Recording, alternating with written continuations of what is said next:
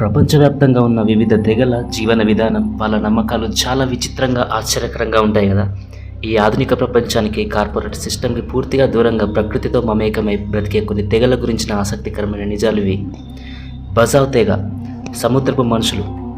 Indonesia, Philippines పరిసర సముద్ర తీరాల్లో ఉండే ఈ తెగ ప్రజలను సీ జెప్సీస్ అని పిలుస్తారు. వీళ్ళు జీవితంలో ఎక్కువ భాగం సముద్రంపై పడవల్లోనే గడుపుతారు. వీళ్ళు ఎటువంటి ఆధునిక ఆక్సిజన్ సిలిండర్ లేకుండా కేవలం ఒక చిన్న చెక్క కలజోడు పెట్టుకొని సముద్రంలో 200 అడుగుల లోతు వరకు ఈజీగా డైవ్ చేయగలరు. వీళ్ళు నీటి అడుగున శ్వాస తీసుకోకుండా దాదాపు 13 నిమిషాల పాటు ఉండగలరు.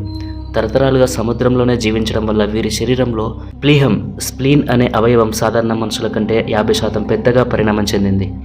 సెంటినలీస్ తెగ బాహ్య ప్రపంచానికి అందిన రహస్యం.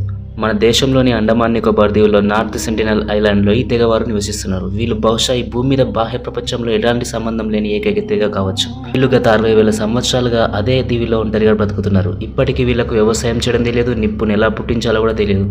సహజంగా పిడుగులు పడినప్పుడు వచ్చే నిప్పును దాచి వాడుకుంటారు. అంటే ఆ మంటని నిరంతరంగా వెలిగిస్తూనే ఉంటారు. ఎవరైనా వాళ్ళ దీవికి వెళ్ళాలని చూస్తే బాణాలతో దాడి చేసి చంపేస్తారు. అందుకే భారత ప్రభుత్వం ఆ దీవికి వెళ్ళడాన్ని చట్టరీత్యా నిషేధించింది.